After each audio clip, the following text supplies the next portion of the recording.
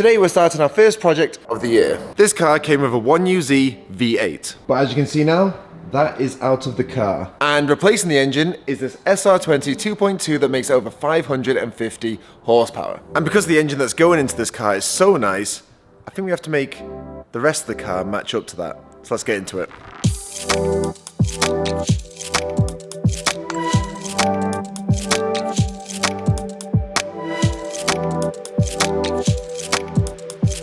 Right, now we have some space around the place. We can take a deeper look at the underneath of the S14, which is kind of the biggest issue. As far as S-bodies go, like, it's not too bad. I mean, it's had the sills repair. You can see plates been put in there.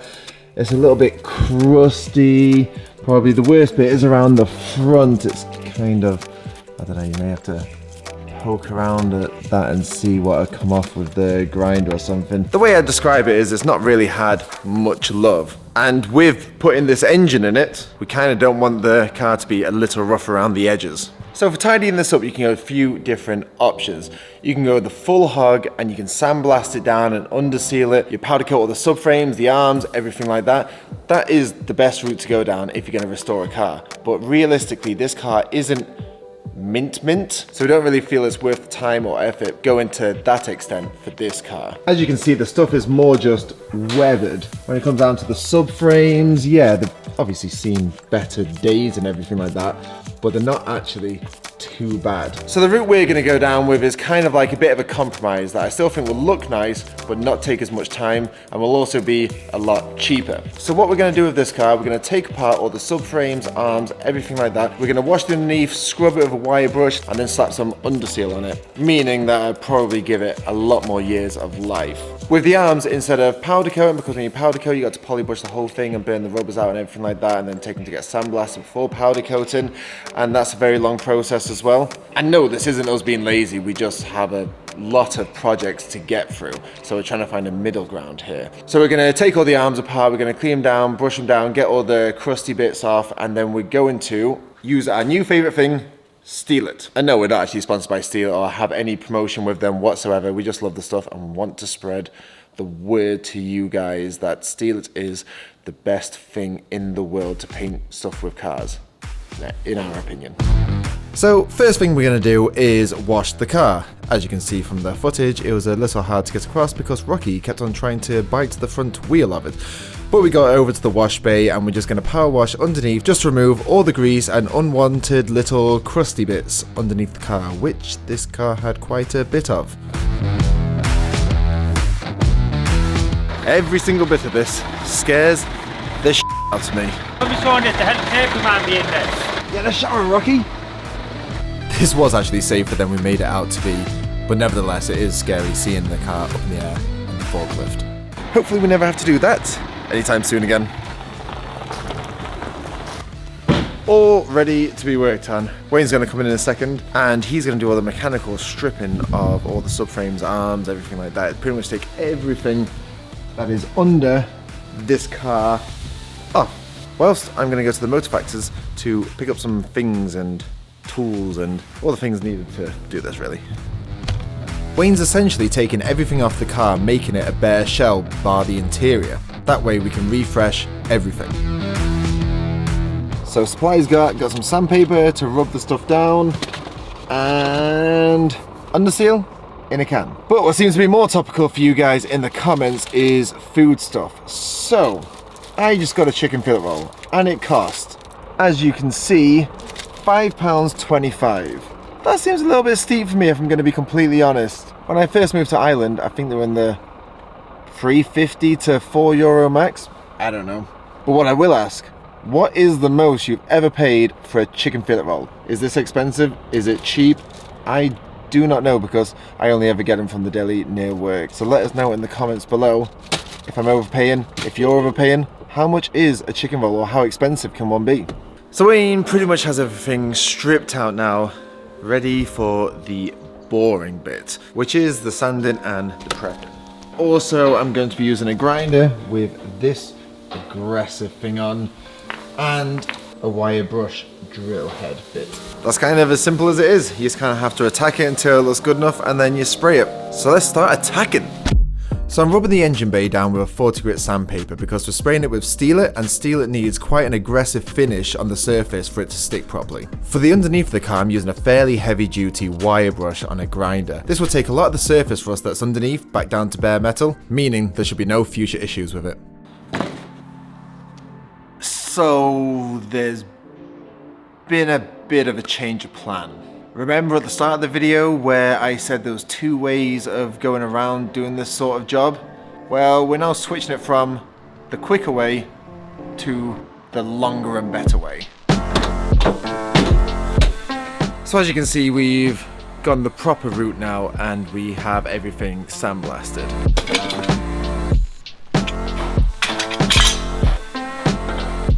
So we are down here at TH Alloy Refurb, which is where we go for all of our powder coating needs, because they're pretty much probably the only person that put up with our last minute nature, I'd say.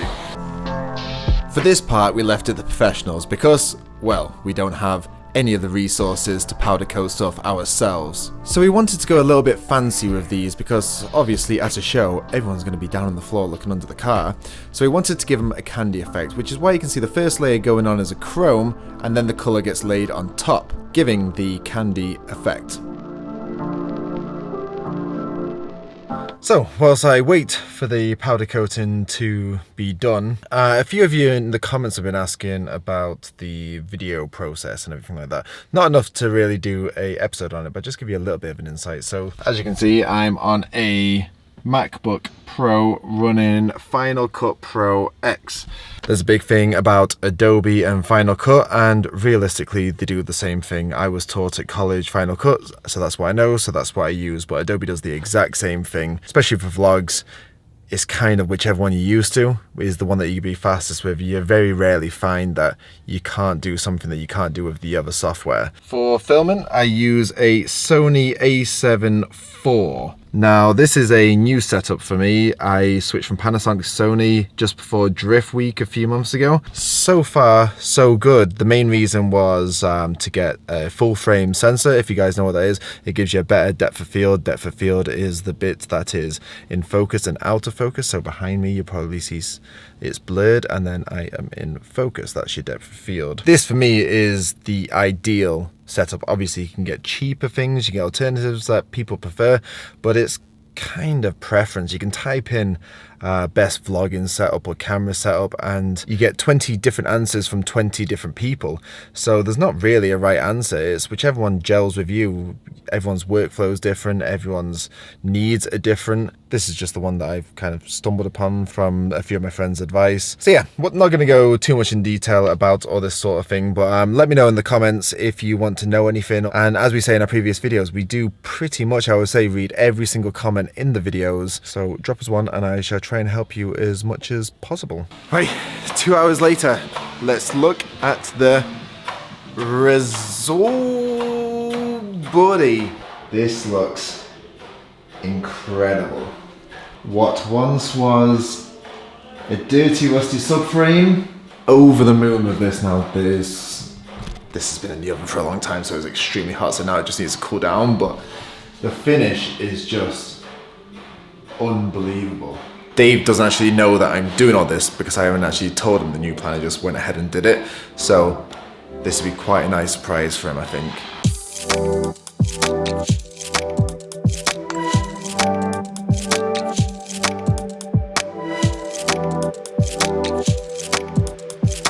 Right, let's wait for these to cool down, let them in the van. Let's go back to the shed and finish the rest of the car before we can put these on. But this is definitely motivation to get the rest of the car finished now. But instead of it just being a nice car, I think this is now going to be an incredible car.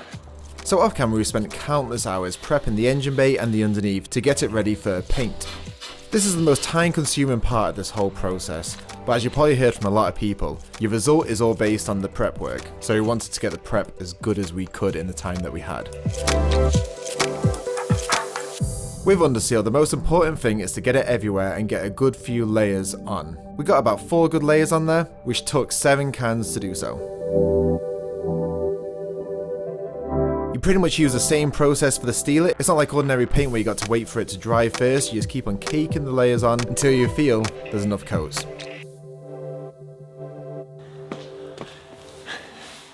Right, let's see how this looks in the morning.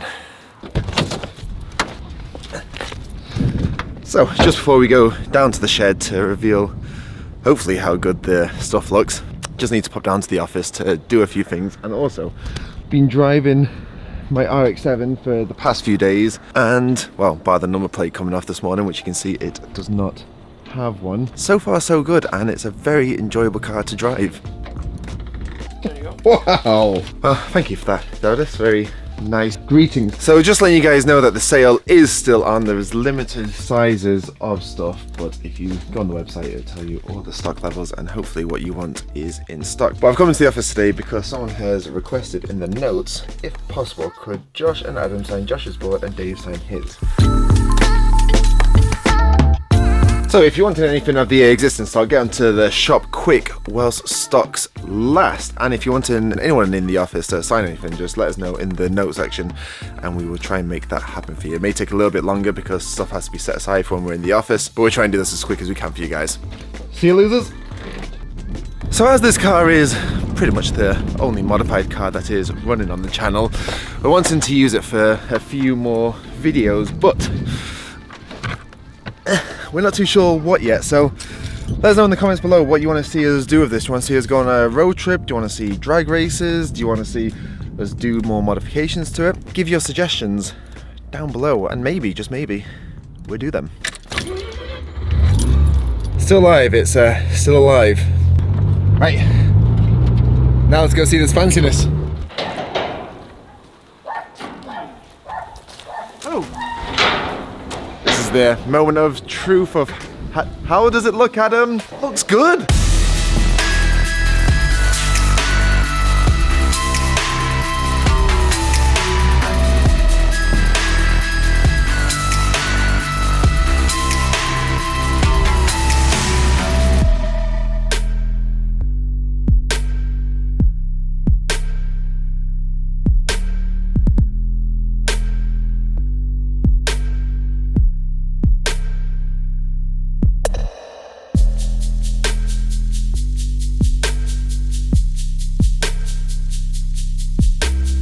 So whilst Wayne's in there doing all the heavy mechanical work, I've been out here just doing the last final touches up of just wire brushing things down and just spraying it, just to give it a nice cleaner look.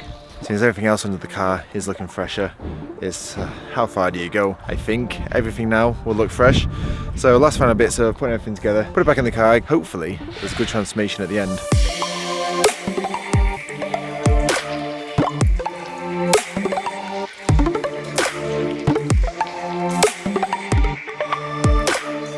So I thought it was a problem, Wayne, building up the whole subframe here, but he said, no problem, and now I'm just gonna put it on the trailer and take it down. Also, I have paint on my face because a can exploded on it, so it's all black spotty. Can we just take a moment, please? Wayne's got a new van. You wanted to drive it across the yard. That's the only reason we're doing this, is to drive across the yard, Wayne. I get a nice slow-mo montage bit of it going over, just to keep you happy. Alright, I go in front of you. Right, go on, Wayne. How are we doing this? Gary's here now. Gary's in his casual clothes. Lift her up. No, your granddad is it. We're playing. Fucking pays grand. Jesus, fair it is. Yeah, grand. Thanks very much, Adam. Don't scratch the trailer. Yeah, don't scratch the trailer, and mind that stuff. This is Wayne's big moment now. The only reason he wants to do this is so that you can see his van. Literally just to get it from there to there. Right, we get his one montage clip just to keep him happy.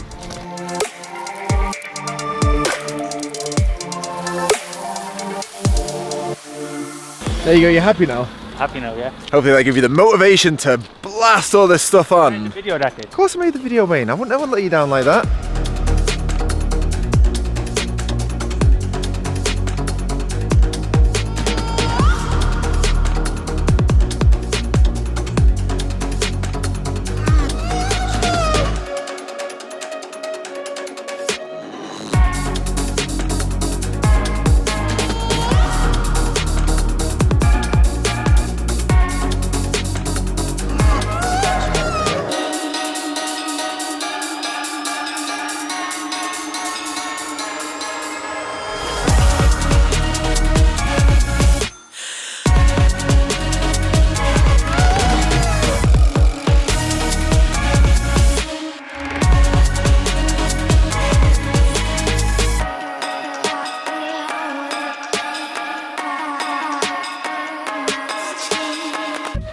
The silence is, I would say, a moment of appreciation. It does look really good. I'm not gonna lie, we've been tearing each other apart all day. We've had like 12 mental breakdowns today. You spilled some gear or your diff oil. I did, I've got that. It looks like I peed myself constantly on the trousers. Oh, I spilled gear oil everywhere. But My hands are black, my face is, paint kind of exploded on my face. But you know when something's done? The outcome, I think, is quite good. High five, Wayne. High five, Adam.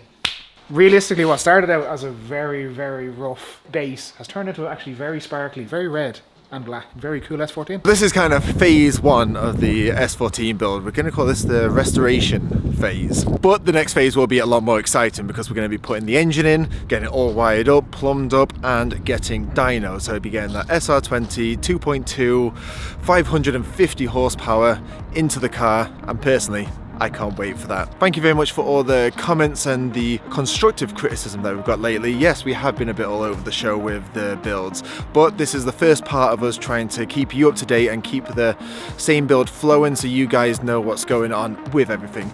But unfortunately, you have to wait till the next episode to find out what's going on with this car. But until then, we'll catch you on the next one.